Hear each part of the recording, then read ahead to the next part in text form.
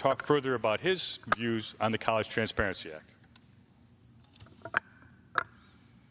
Thank you, Mr. Speaker, and thank you to my friend from Michigan, Mr. Mitchell, for hosting this special order on the College Transparency Act. Mr. Speaker, I've spoken on the floor a number of times about the House's work to improve education in the country. I've been proud to work with my colleagues on both sides of the aisle in the Education and Workforce Committee to improve career and technical education. And I've also spoken about my own experience with higher education as a non-traditional student, taking classes at night while I ran a construction company during the day. And tonight I'm happy to be here to talk about ensuring that students, parents, guidance counselors, and legislators like us have access to information that can help students make informed decisions about what college to attend. And so policymakers have access to research and data that will better inform our work on higher education policy. Today, colleges and universities report data to the U.S. Department of Education that has been collected by a voluntary survey available only to a limited group of graduates. The survey is not offered, to any student who is attending college part-time, who is not seeking a degree, to any student who is transferred from another college, or any student who doesn't have federal loans.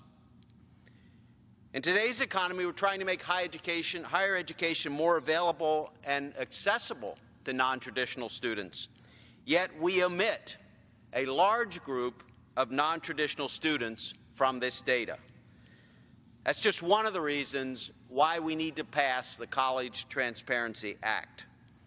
This bipartisan legislation seeks to modernize higher education reporting so that students and families can make responsible choices about what college or university to attend. It will help empower students and families to determine how much they need to take out in student loans and which programs at different schools provide the best paths toward their dream job or career. Too many students today are graduating with massive amounts of debt. Too many students graduate with majors offering too few career opportunities. At the very least, students need to have this data available to them to make informed decisions. This bill, as has been pointed out by Mr. Mitchell, is endorsed by more than 80 education and business organizations, including Advanced CTE and the Association for Career and Technical Education, organizations that represent great schools like Thaddeus Stevens College of Technology in my district.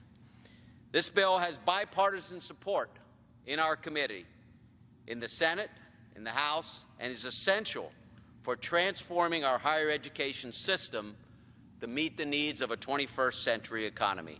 So again, I'm happy to rise to speak in support of this act. I'd like to thank my friend from Michigan for hosting this special order this evening, and I urge my colleagues to consider supporting this important piece of legislation.